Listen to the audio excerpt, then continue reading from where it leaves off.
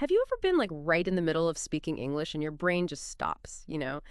You're digging around for a word or maybe trying to get a complicated thought out and suddenly there's that silence or just a lot of ums and Yeah. so ways. If that sounds familiar, well, you're definitely not the only one. Today, we're doing a deep dive into exactly this, how to speak English more smoothly without all those pauses and hesitations. It really is such a common hurdle for English learners, isn't it? And we found some great material to help us explore it. This deep dive pulls heavily from How to Speak English Without Pausing, a complete guide for fluency, which itself draws from an English learning podcast. So our mission today is basically to pull out the really practical stuff, the techniques, the mindset changes, and the exercises you can actually do to help you speak English more naturally. And with more confidence, too. Okay, so before we get to the solutions, the how-to, let's dig into the why a bit. Like, what's really going on upstairs when we freeze up like that? I mean, besides the obvious stuff, are there less obvious reasons people get tripped up trying to be fluent? Yeah, it's interesting. The source material really points out that a lot of it is psychological. Confidence, or rather, lack of confidence, is a huge one, sure. But the complete guide actually mentions the amygdala, your brain's fear center. It can apparently sort of suppress language when you feel insecure. It's like a primal thing that literally slows you down. Wow, okay, so it's not just in your head, it's almost physical. That makes a lot of sense, actually. It feels kind of paralyzing sometimes. And I guess struggling for the right word feeds right into that fear, doesn't it? Oh, absolutely. And that leads straight into the second main reason, Wow. limited accessible vocabulary. It's one thing to know a word exists. It's another thing entirely to have it ready right when you need it.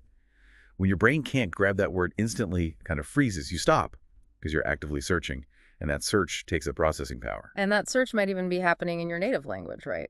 Which I always found so hard to stop doing. Exactly. That's the third big one our source covers really well. Translating directly from your first language. If you're thinking it all out in, say, Spanish or Japanese, and then trying to translate word for word into English as you speak, well, that's a massive cognitive load, just a huge time sink in a real conversation, and totally breaks the natural rhythm of English. Like trying to, I don't know, assemble furniture while reading instructions in another language. Okay, so it's not just about the words we know or don't know. It's also about how we feel and how our brain is wired to process language at that moment. Precisely. And that feeling part brings us to number 4, nervousness and pressure. Speaking to native speakers, job interviews, public speaking, these situations trigger anxiety. And when you're anxious, your thinking and speaking speed just tanks. Your brain is kind of busy with fight or flight, not smooth talking. Words just don't come out right. So for you listening now, think about it, which one of those hits closest to home. Is it the fear, the word finding, the translation habit, or the nerves? Knowing that is really the first step. Right. It's clear there are these common roadblocks. But okay, what can we do right now? What are some immediate tools from the complete guide to start cutting down those pauses? Like today. Yeah, understanding the why is key, but let's get practical. The first big technique, and maybe the most powerful, is really committing to thinking in English. It goes beyond just looking around and saying, the sky is blue. The guide suggests narrating your internal thoughts in English, your random thoughts, what you need from the store, what you're doing later. Just keep a running commentary in English in your head. It forces that constant, low-stakes processing, cuts out the translation step. That sounds like a serious brain workout, but a good one. Okay, what about those little words native speakers seem to sprinkle in, the ones that don't add much meaning but fill the space? Ah, filler words. Yes. The source material really highlights how native speakers use words like, well, like actually, or, pretty strategically. They use them to buy a split second to think without leaving that awkward, clunky silence. It sounds way more natural than just nothing. The trick is to use them naturally, not like every other word. So instead of just stopping, you might say, well, I guess my point is, it gives your brain a tiny buffer. That feels like something you could start using immediately. Makes sense. Any other quick wins for getting rid of silence? Definitely. Shadowing is another one the source really pushes. And this isn't just listening passively. It means actively listening to a native speaker, maybe from a show, a podcast, whatever, and repeating what they say almost instantly, like an echo. It helps train your mouth and brain to match their speed, their rhythm, intonation, pronunciation. It really helps internalize those natural patterns.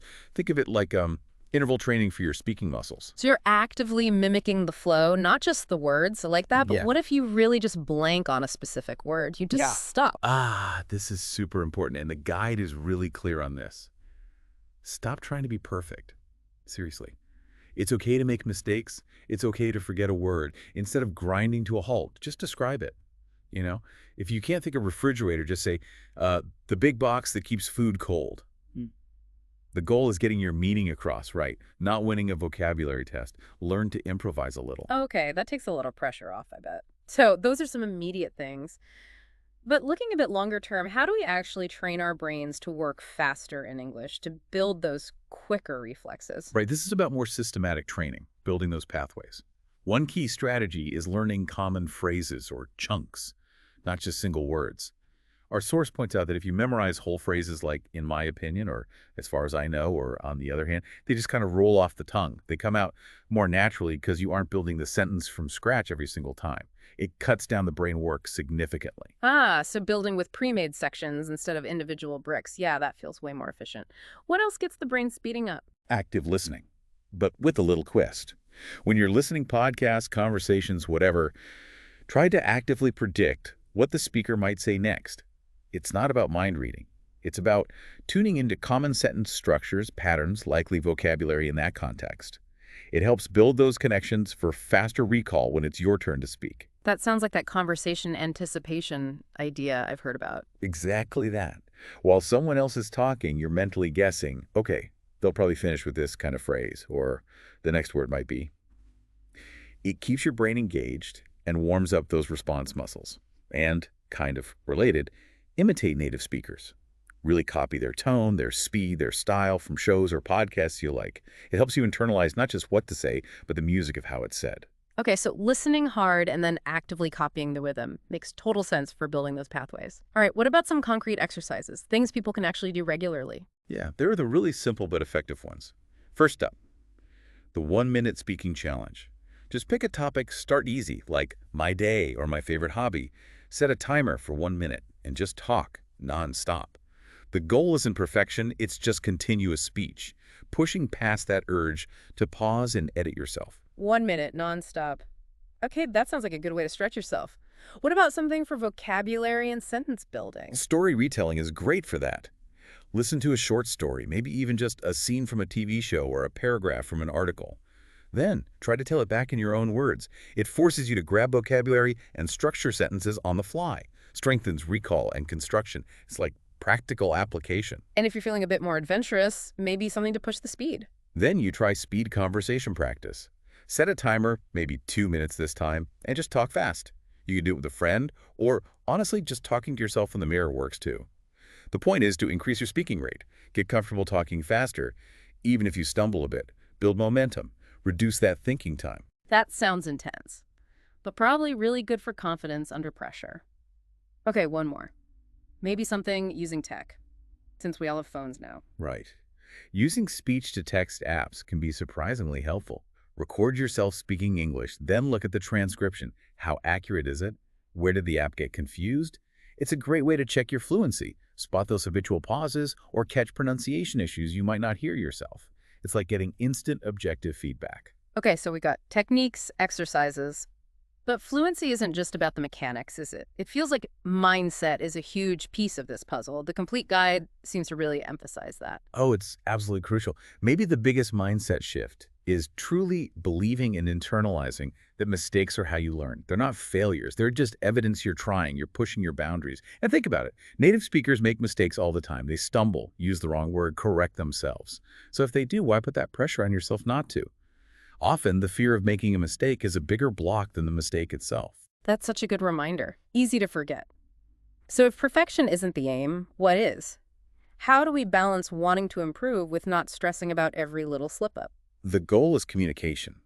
Being understood. That's it. Not sounding like you swallowed a grammar book. Focus on getting your message across clearly, even if it's grammatically imperfect. People respond much better to someone who's clear and confident, even with errors, than someone who's technically perfect but sounds hesitant or uncomfortable. The guide puts it nicely. Focus on progress, not perfection. And how does that affect how we actually act when we speak? Because confidence definitely shows. It leads straight to the final, really powerful mindset piece. Speak with confidence, even if you have to fake it a little at first. Our source even suggests just smiling. Apparently, it can signal safety to your brain, reducing that fear response we talked about earlier. Use open body language. Have some energy in your voice. People connect with enthusiasm and the willingness to communicate way more than they notice minor errors. Projecting confidence actually builds confidence. It's a positive loop. Wow. This has been incredibly helpful, really breaking it down. Okay, let's quickly recap the main takeaways from this deep dive. We started with why we pause often, that lack of confidence, the brain's fear thing, trouble finding words quickly, translating in our heads, and just plain nerves. Right.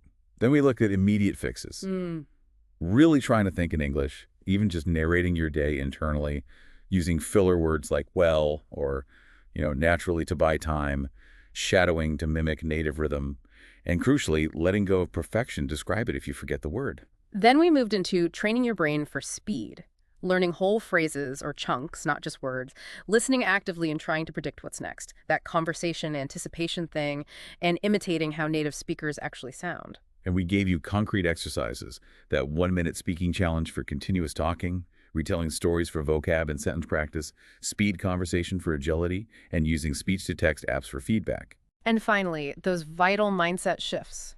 Remembering mistakes are learning tools. Focusing on clear communication, not perfect grammar, and projecting confidence through body language and energy. So here's your challenge for this week.